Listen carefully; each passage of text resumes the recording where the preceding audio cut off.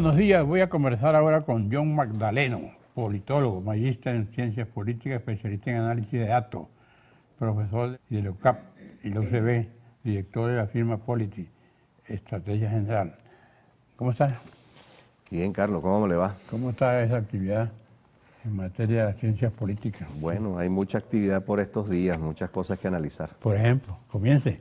Bueno, empezando por el reciente acuerdo de los factores de la plataforma unitaria y diría que los factores de venta, incluida María Corina Machado, alrededor de la candidatura de Edmundo González Urrutia, que originalmente era una candidatura, digamos, para cubrir un vacío y luego producir una sustitución, y terminó siendo la candidatura oficial. En efecto, un Nuevo Tiempo, Movimiento por Venezuela y otro partido, no recuerdo cuál en este momento, terminaron renunciando a sus candidaturas y adhiriéndose a la candidatura de González Urrutia, de forma tal que la principal interrogante que hay hoy en día es qué es lo que viene ahora. Es decir, ¿Qué piensas tú que viene ahora? bueno, el gobierno o alguna otra institución pública intentará impedir que pueda desarrollarse la campaña con normalidad, entre comillas.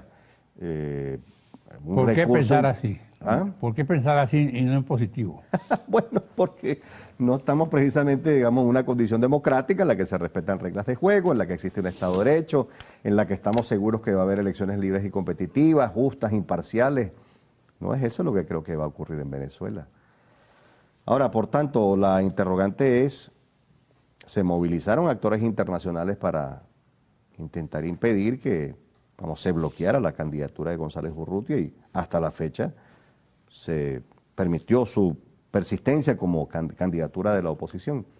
Me pregunto qué pasará con un recurso que se introdujo en el TSJ respecto del destino de la tarjeta de la unidad, la famosa tarjeta de la manito, y si no hay mayor contratiempo allí, no hay una decisión sobrevenida como la de los últimos días, nuevas inhabilitaciones que se hicieron públicas, bueno, eso augura por lo menos que esta primera alcabala se habría transcurrido no sin tensiones. Aquí veo que Oscaristo, Manjuanipa, Eliasayet Caldera, Yossi, Fernández, inhabilitado por 15 años. ¿Qué pasó ahí? Salvo el caso de Caldera, que creo que fue inhabilitado por 12 meses, me parece haber leído. Está inhabilitado. ¿Qué pasó ahí? Está inhabilitado. ¿Qué dices tú? ¿Cuál es tu análisis? Bueno, es la Contraloría, ¿no? Sí, claro, pero se produce después precisamente del acuerdo de la plataforma unitaria, es decir, pareciera una reacción al acuerdo.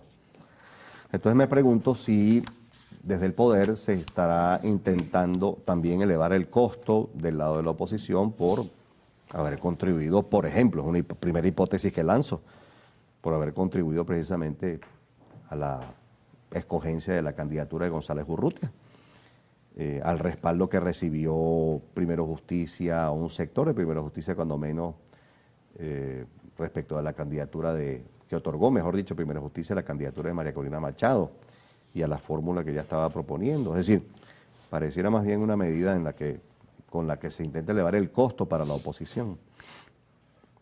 ¿Cuál es su análisis en el caso de Urrutia?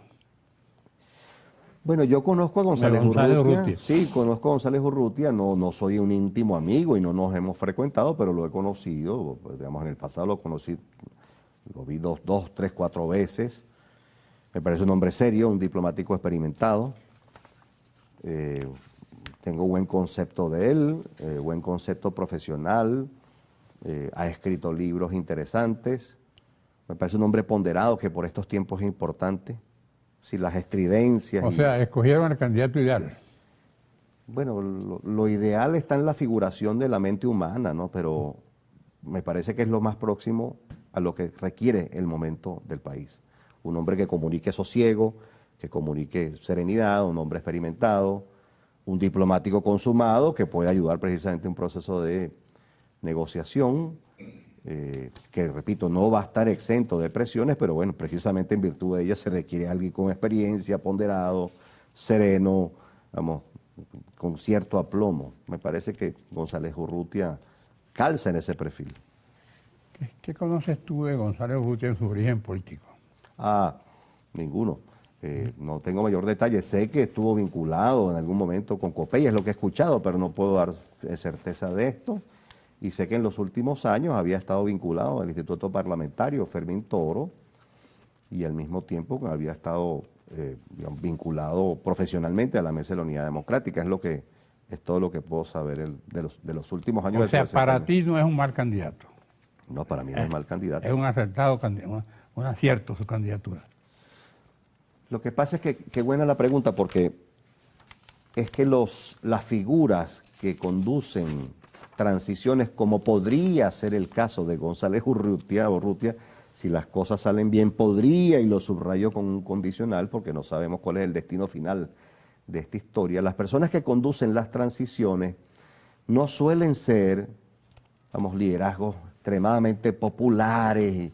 No, son más bien liderazgos que permiten la interlocución entre algunos sectores, permiten la construcción de nuevas reglas de juego cuando se trata de una transición política. Es decir, son liderazgos un poco más cerebrales que propiamente emocionales, ¿no? Voy a poner un caso muy importante. En Brasil, uno de los líderes más populares era Ulises Guimarães, ¿sí? Pero fue escogido en una elección presidencial, por cierto, en la que las reglas de juego se acuerdan con los militares. Hay que recordar la historia como es. Se escoge a Tancredo Neves. Tancredo Neves era un gobernador de Minas Gerais, un hombre ponderado, sereno, de oposición, vamos a decir, racional, con cero estridencias. La lástima es que, electo incluso Tancredo Neves, muere el día antes de la toma de posesión y caramba. termina tomando posesión José Sarney, que era su compañero de fórmula, claro, que en medio de muchas tensiones conduce la transición. Entonces, pongo el ejemplo para figurar, para resaltar la idea de que no estemos esperando para este momento del país un liderazgo descollante, extremadamente popular, carismático. No. Quizá este tipo, perfil... No hay un Tancredo Neves tampoco, no para que se muera. No, espero que no, desde luego. Pero lo subrayo porque el tipo de liderazgo que se requiere para intentar conducir una transición es alguien más aplomado, más cerebral, más racional, más experimentado. ¿Qué dicen tus estudios, tus análisis a futuro? Bueno, la gran incertidumbre que obviamente hay es si en Venezuela hay cambio político o no, y la subsiguiente pregunta que uno puede formularse es ¿cuánta resistencia se va a oponer desde el poder para evitar un cambio político? ¿Cuánta resistencia? ¿A qué costo? ¿Sí? ¿A qué costo? Porque, vamos... ¿Tú crees que al gobierno le interesa un conflicto por la lucha por una candidatura? Al interior del PSUV, por ejemplo. Y al interior del país. Bueno, es que la respuesta es una medida de su voluntad de poder. Claro. Sí, la respuesta es una función de cuánto está dispuesto y qué costos está dispuesto a pagar por permanecer en el poder. Vamos, es un sistema que tiene serios problemas de ineficacia reiterada. O sea, no solo por el pésimo desempeño económico, el pésimo desempeño en los servicios públicos, y no hay solución de continuidad. Si yo le preguntara, Carlos, ¿cuándo cree usted que se resuelve el problema eléctrico en Venezuela? ¿Qué me dice usted? Ajá. ¿Hay una perspectiva de que se resuelva este problema, digamos, a la brevedad? No. ¿Hay una perspectiva de que se resuelva el problema del agua a la brevedad? No. ¿Hay una perspectiva de que, digamos, Venezuela pase a ser de nuevo un mercado emergente muy interesante para, digamos, capitales nacionales e internacionales? La respuesta es no, si no hay un cambio de gobierno, si no hay una reforma legislativa profunda, si no hay incentivos para la inversión privada nacional. Esta tal cosa no va a ocurrir. Entonces, la pregunta es, con tal desempeño, bueno, ¿a qué costo podrían pensar quienes están en el poder que pueden seguir? Allá hay un problema de fondo. ¿Cuál es? Bueno. ¿La permanencia en el poder? Sí, claro. ¿A qué costo? A eso me refiero. ¿A qué costo permanecen en el poder si esa fuese la hipótesis central? Ajá. Supongamos que el gobierno dice, no, yo no estoy pensando en irme del poder. Bueno, muy bien, ¿a qué costo perduran? Pero puede imponerse la voluntad del gobierno frente a una votación que sea abrumadora. Es ahí el detalle. Ajá. Es ahí el detalle.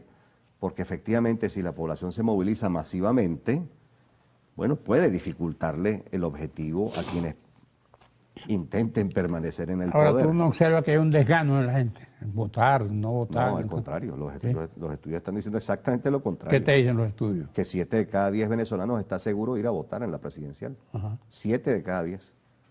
Faltan 3 meses todavía para la elección presidencial. De forma tal que muy probablemente, como suele ocurrir, la disposición a ir a votar va a seguir creciendo. No me extrañaría que nos acercáramos a los niveles de participación que se registran en la elección de octubre de 2012 o de abril de 2013. Son las elecciones presidenciales en las que se registraron los más bajos niveles de abstención en los últimos tiempos, de abstención, 20 y 19% respectivamente. No, yo lo que estoy viendo es mucha irritación. Al contrario, veo a los venezolanos fatigados más bien del mal desempeño de las cosas en el país, de la mala marcha del país y obviamente apostando por una opción de cambio político. Mayoritariamente. ¿Y eso? ¿A dónde vamos? Bueno, a una confrontación, la confrontación latente, vamos a decirlo de forma metafórica. Sí, no estoy hablando de una confrontación violenta ni armada, sino una confrontación simbólicamente hablando, o una confrontación entre el pueblo y el Estado, entre el pueblo y el Estado, así de sencillo. Es decir, si una inmensa mayoría, en efecto, demanda cambio político y está dispuesta a votar, y en efecto, como parece probable, se moviliza. ¿Y tú crees que si hay una inmensa mayoría que vota en contra de algo, ese algo puede rechazarlo así porque te da la gana? Bueno, no es que pueda rechazarlo porque le da la gana, sino porque puede utilizar en el camino instrumentos de poder que dificulten que esa mayoría se exprese. Por ejemplo. Bueno, como acabo de señalar, si una sentencia del TSJ le quita la tarjeta de la manito a González Urrutia, ¿sí? Si continúan las inhabilitaciones, ya no solo de líderes políticos, sino de tarjetas, de partidos, como ya ha ocurrido en el pasado. Claro. No estoy hablando de especulaciones, de conjeturas, estoy hablando de cosas que ya han pasado. John, tú hablas aquí de una autocracia puede perder frente a una oposición organizada. Sí. Y ahí está la pregunta. Sí. ¿Está organizada la oposición? Esa es una buena pregunta. La primera señal de que puede llegar a estarlo, porque la oposición va mucho más allá de su dirección política, la primera señal es un acuerdo entre el liderazgo, que es lo que acabamos de ver. Esa es una primera señal muy importante. Es decir, un acuerdo primero acerca de la ruta para procurar el cambio político, para intentar una vía que nos aproxime al cambio político. Ahí hay un acuerdo, ¿sí? Se utilizará la ruta electoral. ¿Cuántas veces usted no me ha escuchado repetir que no se podía desandar esa ruta? Aquí mismo en este programa. Sí. ¿Sí? En segundo término, un acuerdo obviamente acerca de los instrumentos de lucha, entre ellos una candidatura. Ahí hay un acuerdo, ahí hay un segundo acuerdo. Ahora lo que falta es obviamente que la dirección política organice a la gente. Y no solo se requiere organizar a la gente para que sean testigos y miembros de mesa. Se requiere organizar a la gente para que se active social y políticamente de cara a la ¿Y hay presidencia. recursos y hay disposición para activar a esa gente? Yo creo que hay disposición. Recursos no creo que Ok. muchos, Por eso. pero disposición hay. Ah. Disposición hay. Recursos económico-financieros, quiero decir, no serán demasiados, pero recursos culturales, simbólicos, comunicacionales, organizacionales. Ok. ¿Tú no vas a participar en una elección? No es la segunda vez que usted me pregunta Pues, eso. Usted me declara pregunto. candidato que me pregunta eso. Pregunto, te No, pregunto. yo soy politólogo. Por Me eso. tomo muy en serio mi oficio. ¿Pero quién te dijo que no podía ser candidato? Por Dios. No, precisamente Ah, pues, porque estudio la política, comprendo la complejidad de ese rol, precisamente. pero eso no es valentía. Eso es otra cosa. Pero yo comprendo la complejidad de ese rol. No, Si no tú tengo eres ningún- político, ¿a dónde ningún a dónde interés. va la ambición de Pero un usted me político? declara candidato, que me ha preguntado eso 2 veces ya. Sí, te parece a Lula. Bueno, gracias, John Gracias, Magdaleno. un placer. Gracias a usted, amigo televidente.